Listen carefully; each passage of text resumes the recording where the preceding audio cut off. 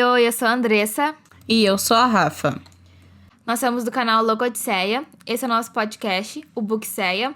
Então vamos retornar no livro 1984, né? De onde paramos. Vamos entrar agora na segunda parte, então.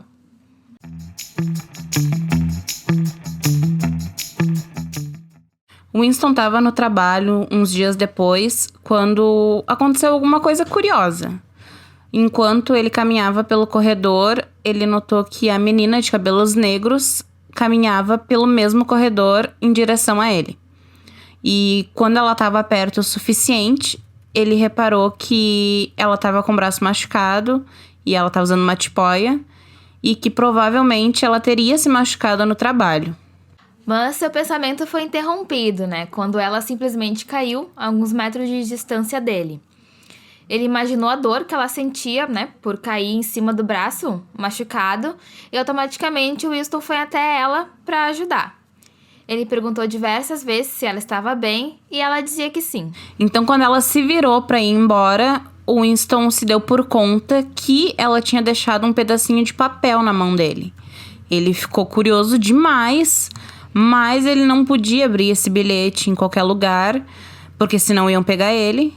E ele precisava manter, o rosto impassível, porque qualquer coisa era motivo para ele ser pego e como um traidor. Bom, ele foi ao banheiro e voltou para a mesa de trabalho. Lembrando que ele foi pro banheiro com esse pensamento de que ele queria abrir o bilhete, mas que os banheiros, eles eram mais... As cabines dos banheiros, elas eram mais vigiadas do que qualquer outro lugar. Ele voltou para a mesa de trabalho e com o coração acelerado, né, de curiosidade ali para saber o que estava escrito, né. O Winston até pensou, né, teve uma ideia de ela ser uma agente da polícia das ideias, né, e de estar na cola dele, querer matar ou prender ele. Vai saber, né, vai que ela fosse mesmo. Exato. Um tempo depois, o Winston conseguiu abrir o pedaço de papel junto com um montante de papel do trabalho. E dessa forma, ninguém ia perceber o que ele de fato estava fazendo ou lendo, né? E pra surpresa dele, o papel não estava ameaçando ele de morte ou alguma coisa negativa. O papel dizia simplesmente, amo você. Pesado. Bom, o Winston pirou, né? E não era pra menos. Mesmo sabendo que tinha que dar, né, uma segurada na emoção, né? Ele não conseguia esconder a satisfação e até esse momento mágico, né? E é engraçado que, cara, ela falou que amava ele, tá, tudo bem, ela já sabia o nome dele, mas ele ficou agitado pra caramba e, ele não sabia nem o nome dela. Então, é esquisito, mas, dá pra entender. Bom, eu vou entrar com um trecho da parte do livro que ele não esconde a empolgação, né? Durante toda uma semana depois da entrega do bilhete, a vida transcorreu como um sonho inquieto. No dia seguinte, a garota só apareceu na cantina quando ele já estava saindo, e depois o toque da sirene. Era possível que o horário dela tivesse sido trocado de um turno posterior. Os dois se cruzaram sem se olhar. Bom, depois de um bom tempo, ela apareceu, né? Mas estava bem complicada a comunicação, né? Imagina, você ter uma câmera colada em você 24 horas por dia te analisando todos os seus movimentos. Então fica bem complicado, né, essa proximidade, né? Só com troca de... Bom, nem com troca de olhares, né? Nem com troca de olhares, porque olhar já era suficiente, né? Então, é complicado. Então, como é que você vai, conseguir fugir daquilo, sabe? Era quase impossível, né? Eles deram jeito? Deram, né? Amor! Afinal, alguém tinha que conseguir ou tentar, né? Driblar o sistema em algum momento. Eles conseguiram se comunicar bem quietinho, em segredo. E ela, que até agora a gente ainda não sabe o nome dela, tá? Vocês já sabem porque vocês ouviram o primeiro episódio, mas, né? Todavia a gente ainda não sabe o nome dela, porque ele também não sabe. Júlia! E ela deu pra ele as instruções pra eles se encontrarem num lugar mais calmo. E ele seguiu todas as instruções que ela tinha dado pra ele chegar no lugar do encontro. E ele pensava, todo momento que ele ia ser pego por alguém do partido. E o que ele ia dizer? Tipo, afinal de contas, ele tava mesmo fazendo coisa errada. Bom, era domingo e a garota chegou alguns minutos depois dele, né? Eles caminharam em silêncio até chegarem a um lugar seguro, né? No meio das árvores. Mesmo com a garota afirmando que era seguro, Winston parecia se sentir com medo, né? De se aproximar dela. Se tivesse algum microfone ali, sabe? Se alguém ali por perto visse eles, imagina. Cara, não é nem isso que me deixa tão tensa, sabe? Mas, tipo, tu vive num mundo totalmente opressor, tá? E aí aparece uma guria que diz que te ama, do nada. Tu não sabe nem o nome dela. Jogo rápido aqui. E, tipo, vocês já estão saindo e vocês, tipo, fica aquele silêncio meio constrangedor, sabe? Porque, tipo, os dois estão... Ai, sabe? Não sei, não te conheço. Sei lá, é estranho, é muito esquisito. Eu não ia conseguir. Mas, tipo, parece estranho pra gente, mas imagina. Mas assim, é a realidade deles, né? Imagina assim, no mundo deles, que eles não têm contato com uma pessoa do sexo, né? Oposto. Então, tipo, eu falar te amo, sei lá. É que nem a gente já tinha debatido sobre isso. Eu acho que, como eles não têm tempo pra desenvolver todo um laço e toda aquela babaquice, entre aspas, de romance, de um romance clichê, eles têm que partir logo pro ponto de, tipo, eu te amo e vamos ter filho e vamos casar e é agora, sabe? Que talvez eu te amo não tenha tanto significado quanto tem aqui, sabe? Exatamente. Então, um te amo é ok, tudo bem? Tipo, talvez pra eles um amo você seja, tá, vamos sair, vamos curtir. Vamos num rolê. Exatamente. Ele resistiu no começo. Logo de cara, assim, ele já percebeu que ela era... Ai, não sei um termo, assim, que não seja... Ai, mas ela era muito... Ai, sabe? Tipo, muito de boas, assim, com tudo. Ela não se importava em falar sobre sexo. Ela não se importava em fazer sexo. Então, pra ela, tudo aquilo ali era normal. E ele tava tímido, tipo, ele não saía com ninguém fazia tempo. Ele era bem mais velho que ela. Então, tipo, ele ficou, né, daquele jeito. Mas, depois de um tempinho, ele acabou cedendo. Depois que ela loucamente pulou nos braços dele. Só que ele não se sentia confortável por estar fazendo aquilo. Ele já não estava mais acostumado a viver com uma mulher. Então, ele meio que se afastou de leve, assim, e deixou a poeira baixar, assim, um pouco. Aí tá a palavra certa. Ela era descontraída. E ela chamava ele de meu amor e meu querido. Eu, particularmente, eu me senti meio desconfortável quando ela começou a chamar ele de meu amor e meu querido. Porque, né, de novo, é muito rápido, assim. Mas o Winston se lembrou que ainda não sabia o nome dela. Então perguntou, qual é o nome dela, Andressa? Júlia! Esse era o nome dela, Júlia. Ela era doce, ela era simpática e de uma certa forma até leve. A gente tá tirando sarro do nome dela, não é, tipo, de maldade, mas é que a gente já falou dela no primeiro episódio. A gente deu uma pequena listinha dos personagens, né?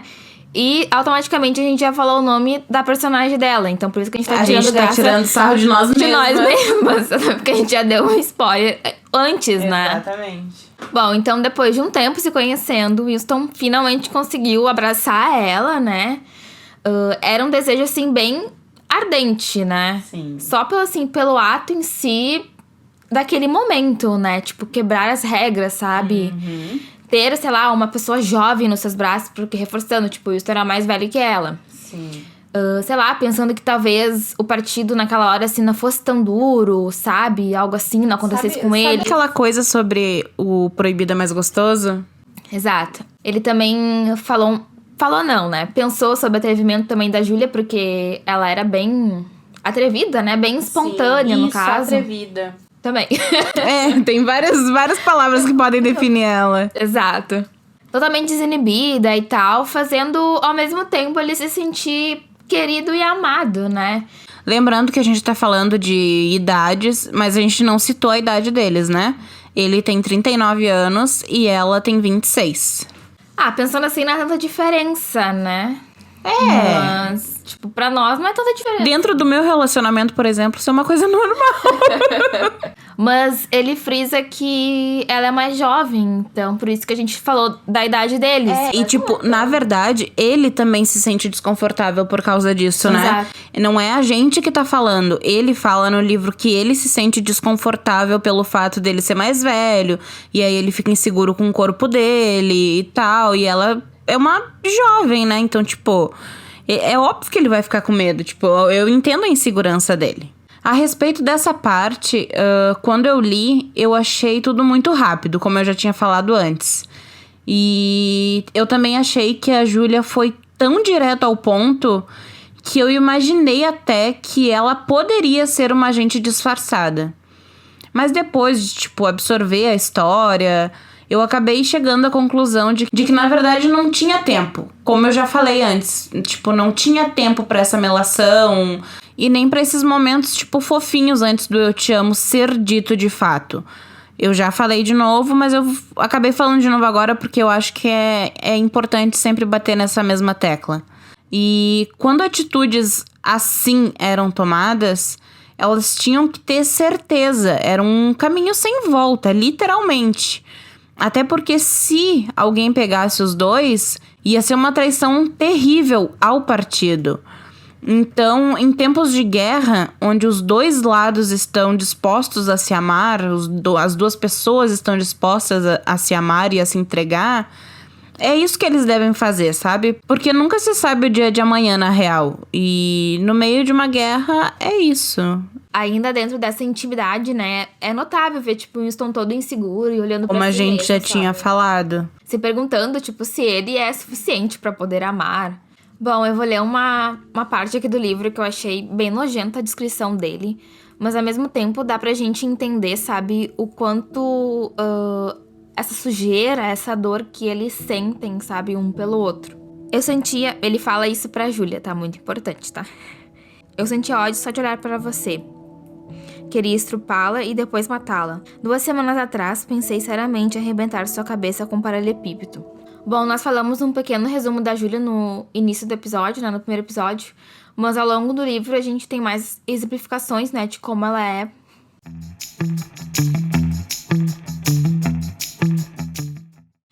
Conforme o tempo foi passando e o relacionamento deles foi ganhando mais vida, não cabia mais a eles ficarem, tipo, se encontrando ao ar livre, no meio das árvores, porque eles também corriam riscos, né? Mais riscos. E eles queriam sossego também, né? Tipo, conforme qualquer relacionamento vai andando, a gente quer mais paz, mais privacidade. E foi aí que o Winston se lembrou do quartinho lá daquela parte que o vendedor conversa com ele e mostra pra ele o quartinho que ele tinha escondido. E aí o Winston conversa com o vendedor e o vendedor aprova. E então eles têm um quarto próprio agora. Muito interessante. Bom, o vendedor se chamava Sr. Sherrington, né? E ele sempre era atencioso e deixou o Winston ficar lá durante algumas tardes, né, com a Júlia. Eles passavam muito tempo juntos e no primeiro dia, né, do encontro deles no quarto, a Júlia descobriu que o Winston tinha medo de rato, né? E graças à presença de um que pulou de trás de um quadro que ficava na parede do quartinho. E quando isso aconteceu, a Júlia ficou putaça e disse que ia fazer uma faxina naquele quarto, porque rato era o cúmulo. Certa ela, né, menina? Com certeza. Curioso também que num desses encontros, o Winston descobriu que a Júlia não sabia o que era um limão. Então ele explicou pra ela como era um limão, o formato, o sabor. E aqui a gente tem outro exemplo bem claro do que o partido estava fazendo. Cara, é o cúmulo. Uma jovem de 26 anos não conhecer um limão. Tipo, até isso era controlado pelo partido.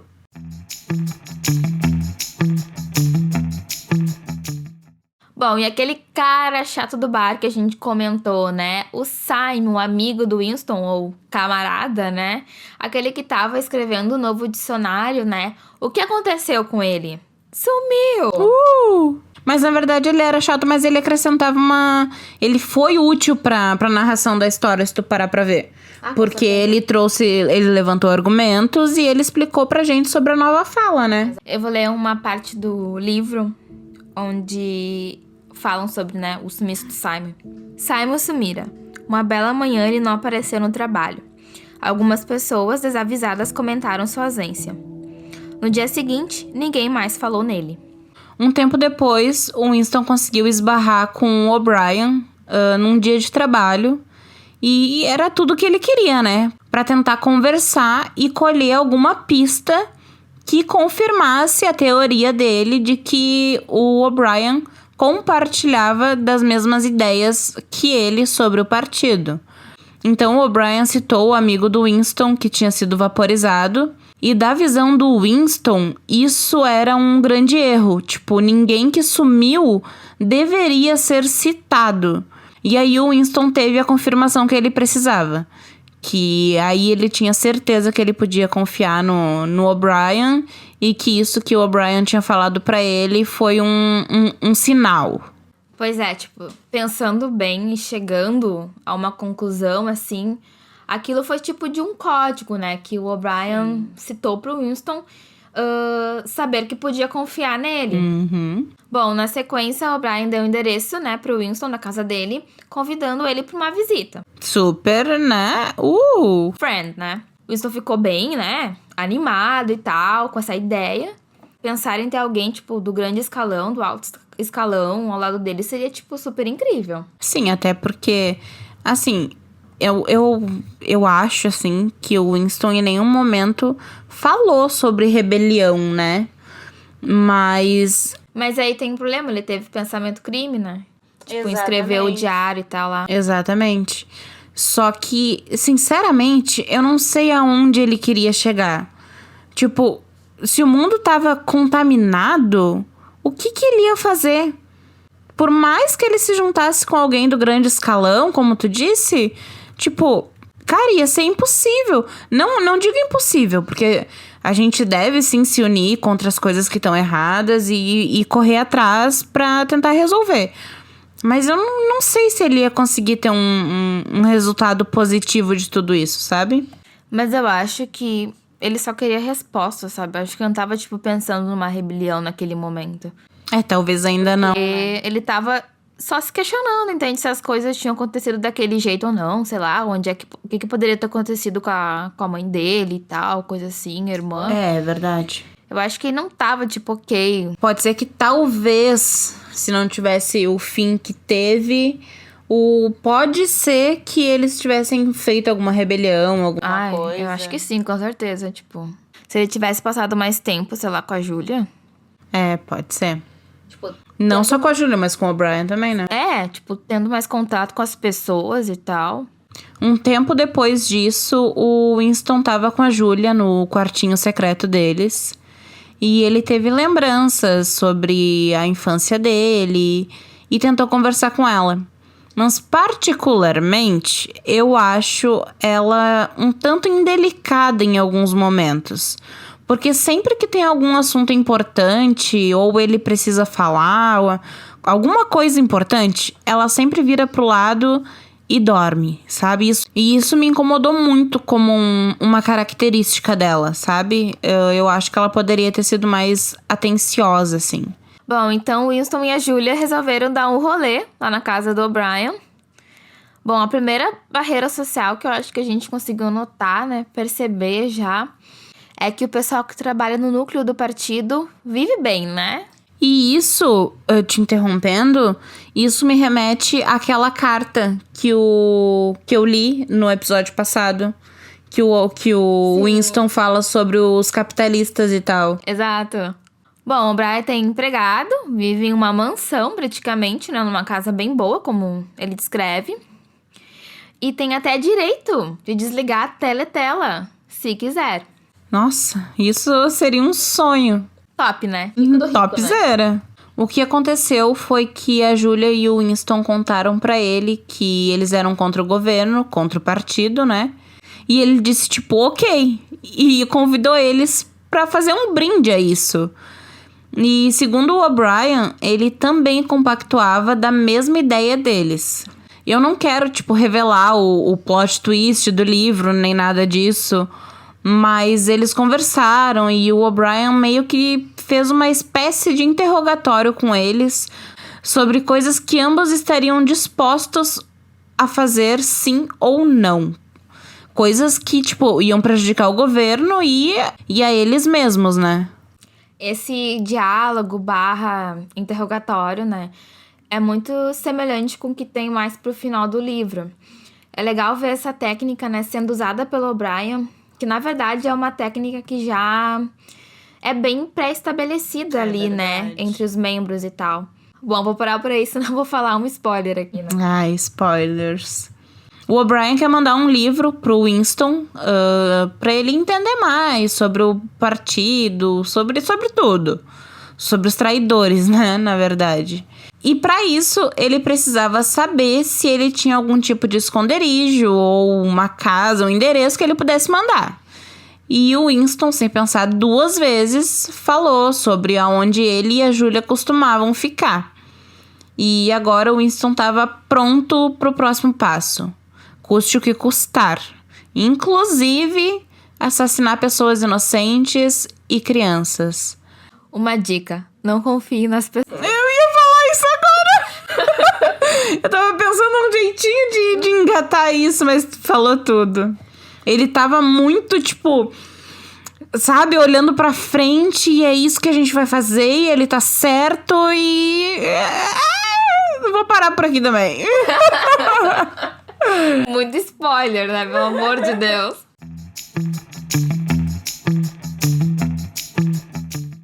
O Winston, então, acabou recebendo um exemplar do livro, né? E começou a lê-lo no seu esconderijo, né? Lá na lojinha onde ele alugou, né? Do Sr. Sherrington. Exemplificando um pouco melhor essa ideia, né? Na realidade, esse livro era a visão do Goldstein, né? Que era o inimigo do partido, né? Então, você, deve imaginar que nesse ponto, o grande irmão é o vilão da coisa toda, né? Que os revolucionários, assim, dizendo, né? São pessoas que buscam a verdade deles. É verdade que o partido quer esconder. Exato. Então você parte da perspectiva que o Winston e a Julia, e mais quem se juntar a eles, não são loucos. O Winston pontua, né? Havia verdade e havia inverdade. E se você se agarrasse à verdade, mesmo que o mundo inteiro contradissesse, não estaria louco. Agora eu vou ler pra vocês um trechinho do livro onde ele fala sobre o que o governo faz com o passado. A mutabilidade do passado é o ponto central da doutrina do Sossen. Afirma-se que os fatos passados não têm existência objetiva e que sobrevivem apenas em registros escritos e nas memórias humanas. O passado é tudo aquilo a respeito do que há coincidência entre registros e memórias. Considerando que o partido mantém absoluto controle sobre todos os registros e sobre todas as mentes de seus membros, decorre que o passado é tudo aquilo que o partido decide que ele seja. Decorre ainda que, embora seja possível alterar o passado jamais foi alterado em nenhuma instância específica.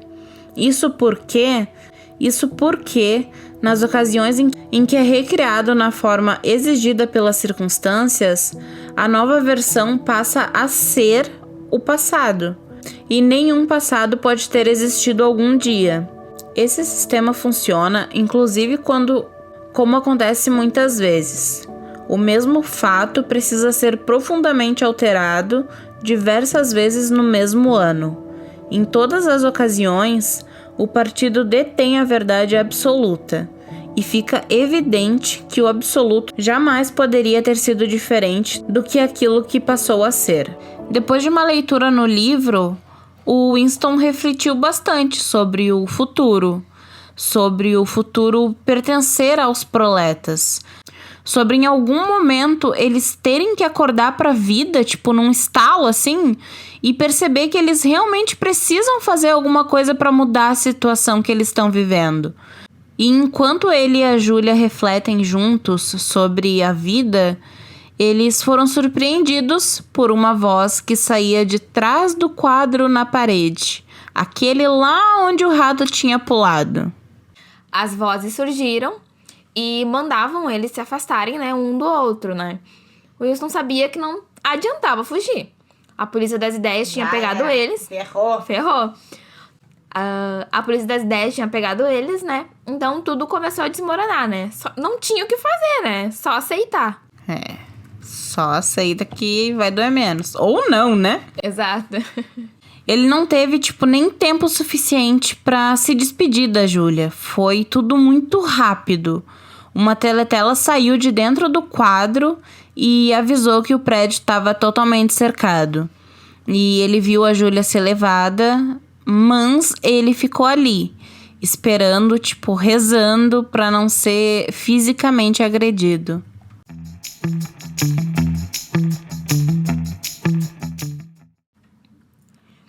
Cheirinho de treta, então, né? Bom, a primeira coisa que dá pra notar, da primeira pra segunda parte, é que aqui acontece bem mais coisas, né? É praticamente a ação do livro, né? Sim. Se é que tem ação, né? Não, tem sim. É onde conhecemos mais os personagens, né? Profundamente, onde temos noção bem mais ampla sobre os efeitos dessa ditadura. E ao mesmo tempo temos desejo, né? Descobrimos mais coisas. Não dá pra dizer que é amor, né? Mas sim um desejo insaciável, né? Quase como uma loucura, né? Quase uma loucura que tu sente por outra pessoa, né? É o que mais gosto, é que conforme a gente vai lendo, né? Eu consigo imaginar, sabe? O corpo do Winston debilitado, Sim. Sabe? Assim como a sujeira do ambiente. Sim, nossa. Parece que eu tô sentindo aquele cheiro, aquela hostilidade das pessoas. E sem pensar que, é uma loucura tremenda você confiar em uma pessoa apenas pelo olhar, né? Olha, o nível que a gente chegou, né? Se vocês não lembram, a confiança do Winston pelo O'Brien foi por um lampejo de olhar lá no primeiro capítulo, no início dele. Sim. E, eu fico pensando, tá, tudo bem, ele não gostava do partido, ele era contra tudo que o partido afirmava ser certo, mas, sinceramente, de novo, eu vou bater nessa tecla de novo. Aonde ele achou que ele chegaria? Rafa determinada. Que nem eu já falei antes, é claro que a gente, o povo, nós como uma sociedade, a gente precisa dar o primeiro passo. A gente precisa mostrar para esse governo, não, né, para esse governo, que... Pra esse governo mesmo, tá? Esse aqui. Que a gente precisa existir, que a gente existe, que a gente tá aqui. E que a gente vai lutar, sabe? As pessoas precisam lutar. Mas quando tu trabalha, voltando, né, em relação ao livro. Mas quando tu trabalha por dentro, né, dentro de tudo ali, e que tu já sabe o que vai acontecer com todos os traidores, talvez não faça muito sentido tu te rebelar. Porque eles vão te pegar, cara. Isso é um fato. Eu não tô dizendo de forma alguma que eles não deveriam lutar pelos direitos deles. Eu só acho que quando surge essa decisão de ir contra tudo que foi imposto, é preciso tomar cuidado. E eu acho que eles não estavam tendo esse cuidado, sabe? Eles estavam tendo cuidado? Estavam, mas não o suficiente. Mas eu também entendo que olhar como uma terceira pessoa, nós leitores, né, vendo a situação por outro ângulo, é totalmente diferente de estar vivendo aquela situação. Então, cada um tem a sua própria motivação. É que não dá pra julgar, sabe, a atitude deles. Porque talvez se eu estivesse lá vivendo a situação que eles estão vivendo, de não ter comunicação com outra pessoa do sexo oposto... Ou até mesmo, com amigo, porque, nem amigos eles não podiam ter direito. Sabe, eu dizer um te amo talvez não, sabe, não seja tão precipitado, sabe? Ou até mesmo dizer pra uma pessoa, que tu confia só pelo olhar, que Bah, meu, nós estamos numa merda aqui. Tipo, é que nem eu falei, sabe? Eu acho tudo muito rápido, tudo muito precipitado. Mas se a gente for realmente olhar com os olhos deles, com os olhos de quem tá dentro dessa situação opressora, talvez não seja tão ruim, porque eles estão ali e eles precisam passar por isso. Exato. Então talvez realmente não tenha outra forma. Meu coração fica dividido, é isso, bem na real. Bom, só voltando um pouquinho no primeiro episódio do livro, né, 1984, que eu falei sobre o livro do Hitler, né, aquele que foi banido e tal, Minha Luta. E esse livro, né, 1984, servirem como uma espécie de guia. Não é que eu disse que esse livro, 1984, é um guia do nazismo, tá? Só pra deixar bem claro. Never. Eu falei que o livro, aquele que foi banido e tal, não sei como é que tá a situação, se foi banido ou não, porque teve uma época que tava, uma época que não tava. Mas também não me interessa muito pesquisar, nem quero ler essa coisa aí, loucura desse cara aí louco. E espero que vocês também não. O livro, 1984, é um guia da realidade, entende? Não é um guia para o nazismo.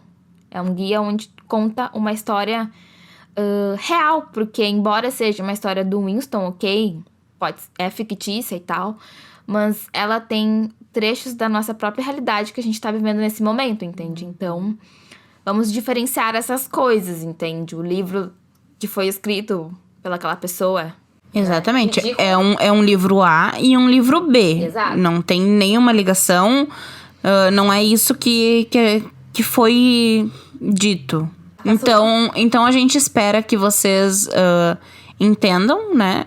Que a gente tá corrigindo talvez um erro que foi dito no outro episódio por impulso. A gente só tá esclarecendo o que a gente falou.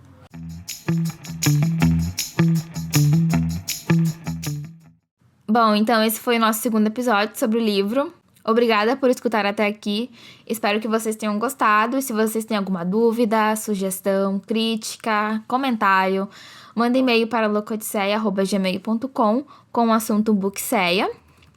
E não esqueçam de seguir a gente nas redes sociais, né? @loucaodisseia e se inscrever no nosso canal do YouTube. Lembrando que Bookseia são com 2 S, tá? E muito obrigada pela companhia de vocês até agora e até a próxima. Tchau! Tchau!